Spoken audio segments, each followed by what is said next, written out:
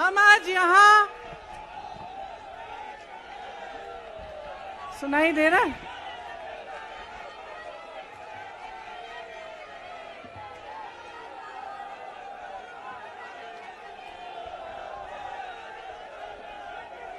सुनिए,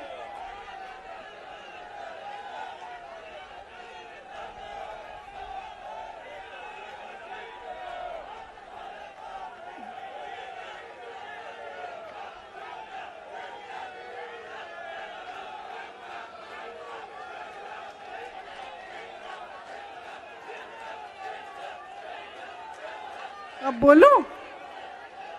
इजाजत है? मेरे यूपी के भाइयों, बोलने दो। देखिए, यहाँ पे बैठे हुए मेरे मन में एक पुरानी बात आई। 32 साल पुरानी बात है। मई 1991 की बात है। मेरे पिता की शव यात्रा तीन मूर्ति भवन से निकल रही थी। अपनी मां के साथ और अपने भाई के साथ हम एक गाड़ी में बैठे थे। सामने भारतीय सेना की एक ट्रक थी, फूलों से लदी हुई थी। उसके ऊपर मेरे पिताजी का शव था। थोड़ी देर काफिला चला, 5-10 मिनट चला। फिर राहुल कहने लगे मैं उतरना चाहता हूं। तो मां ने मना किया। उस समय सुरक्षा का भी बहुत वो था। तो मां ने कहा नहीं, तुम उतर नहीं सकते। राहुल ने जिद की, नहीं मैं उतरूंगा। मैंने मां से कहा मां उतरने दो। राहुल गाड़ी से उतरा। उस सेना की ट्रक के पीछे खड़ा होके चलने लगा और तीन मूर्ति से लेके कड़ी धूप में अपने पिता के जनाजे के पीछे पीछे पैदल चलते चलते चलते चलते यहां पहुंचा। इस जगह से कुछ 400-500 गज दूर यहां पर मेरे शहीद पिता के अंतिम संस्कार मेरे भाई ने किए।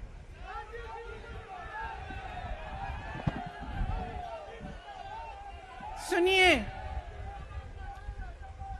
वो चित्र मेरे दिमाग में अभी भी है, मेरे मन में है। मेरे पिता का शव इस तिरंगे झंडे में लपेटा गया था। इस तिरंगे के नीचे मेरे पिता का शव था और उसके पीछे चलते चलते मेरा भाई यहां आया। उस शहीद पिता का अपमान भरी संसद में किया जाता है।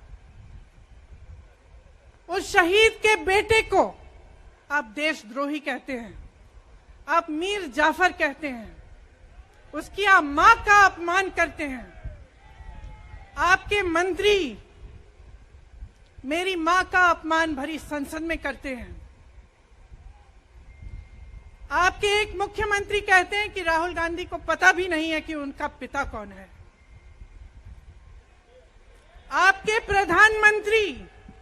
आपके प्रधानमंत्री भरी संसद में खड़े होकर कहते हैं कि ये परिवार नेहरू नाम को इस्तेमाल क्यों नहीं करता। पूरे परिवार का अपमान करते हैं। कश्मीरी पंडित समाज के रिवाज का अपमान करते हैं, जिसके तहत एक बेटा अपने बाप के मरने पर पगड़ी पहनता है, परिवार की परंपरा को आगे बढ़ाता है। लेकिन आप पर कोई मुकदमा नहीं होता। आपको 2 साल की कोई सजा नहीं मिलती।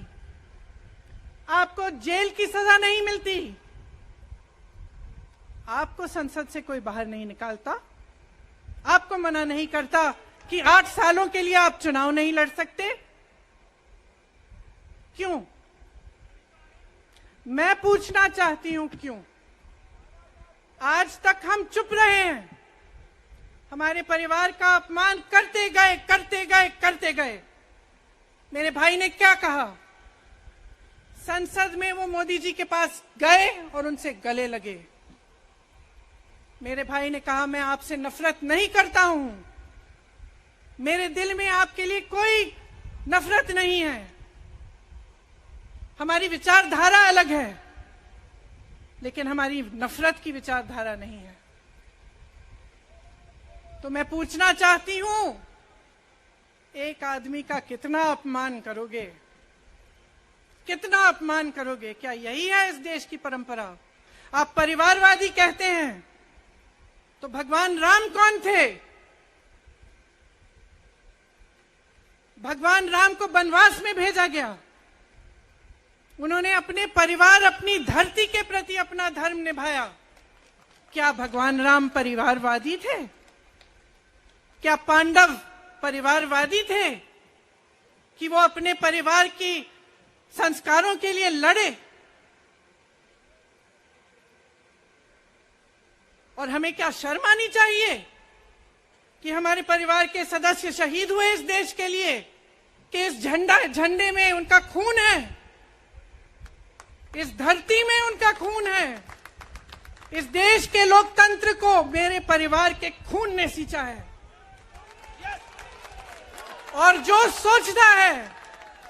सोचता है कि हमें अपमानित करके हमें डराएंगे, हमें धमकाएंगे, जो सोचता है कि तमाम एजेंसियों को लगाकर, हम पे छापे मारकर, हमसे कुछ भी कर ले, हमको हमें डराएंगे, वो गलत सोचते हैं।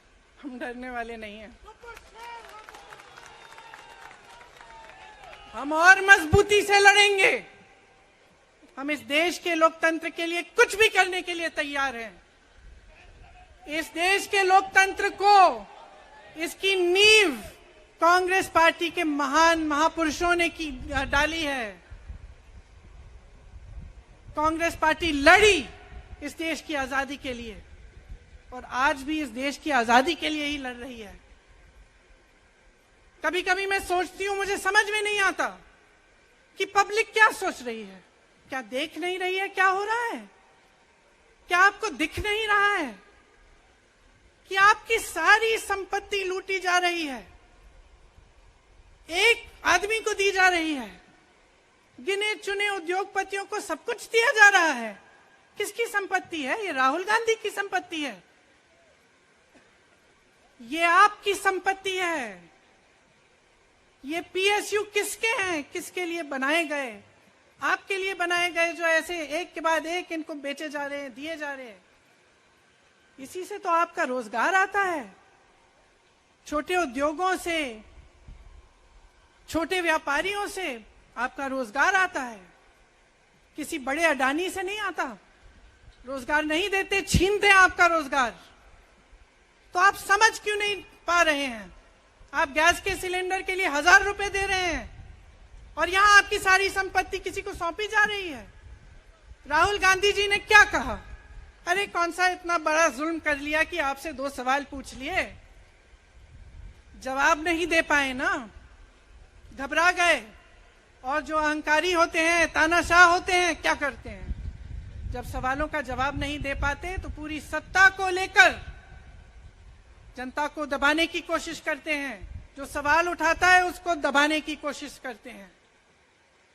आपने कभी सोचा है, आंखें खोलिए, आपने कभी सोचा है कि ये पूरी सरकार, ये सारे मंत्री, ये सारे सांसद एक आदमी को बचाने की क्यों इतनी कोशिश कर रहे हैं? इस अडानी में है क्या कि इसको आप सारी संपत्ति दे रहे हो देश की? 20 हजारों करोड़ शेल कंपनियों में इनकी हैं, और आप इन पे इंक्वायरी नहीं कर सकते। ये अडानी है कौन कि आप सब उनका नाम उठते ही बौखला जाते हैं और उनको बचाने में लग जाते हैं? देखिए, आप इस देश के देशवासी हैं, ये देश आपका है, ये लड़ाई आपकी है। आज तमाम नौजवान बेरोजगार क्यों हैं? हम इश्तिहार तो देख रहे हैं, होर्डिंग देख रहे हैं, मदर ऑफ डेमोक्रेसी लिखा है, कहते हैं कि हमारी अर्थव्यवस्था बहुत तेजी से आगे बढ़ रही है, तो इतने नौजवान बेरोजगार क्यों हैं? तो जहां जहां हम जाते हैं बेरोजगार नौजवान क्यों दिखते हैं? इतनी महंगाई क्यों है? इतनी महंगाई क्यों है? क्या आप इतने बड़े काम कर सकते हो लेकिन एक गैस सिलेंडर का दाम कम नहीं कर सकते? आप छोटे व्यापारियों की मदद नहीं कर सकते? आप रोजगार नहीं बनवा सकते? तो फिर आपकी सरकार किस काम की है? लोगों को दबाने के लिए है या अडानी जी को आगे बढ़ाने के लिए है? तो आज ये समय आ गया है कि हमें गंभीरता से सोचना पड़ेगा। ये सरकार पूरी कोशिश करती है कि आपका ध्यान भटकाया जाए। अब आप सोचिए, कन्याकुमारी से कश्मीर तक एक आदमी चला, उसके साथ लाखों लोग चले। क्या पैगाम लेके चला? किस लिए चला? उसके दिल में क्या भावना थी कि लाखों लोग देश भर से उससे जुड़ के चले? समता, एकता की भावना थी। आज आपके सारी मीडिया, आपके सारे मंत्री, आपके सारे सांसद, आपके सारे कार्यकर्ता कह रहे हैं कि राहुल जी ने विदेश जाकर देश का अपमान किया, राहुल जी ने एक वर्ग का अपमान किया। क्या एक आदमी जो कन्याकुमारी से लेकर 5000 किलोमीटर कश्मीर तक चल के ये रोज रोज कहता है कि इस देश को एक होना चाहिए, सबको समान दृष्टि से देखना चाहिए, क्या ये आदमी देश का अपमान कर सकता है?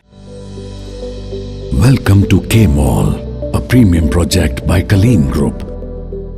K-Mall is in the heart of Kolkata's electronic, garment and lifestyle hub, Khidirpur. K-Mall, which is designed as a world-class mall, is the outcome of endless effort of our experts, combined with modern superb techniques and new age design. Book now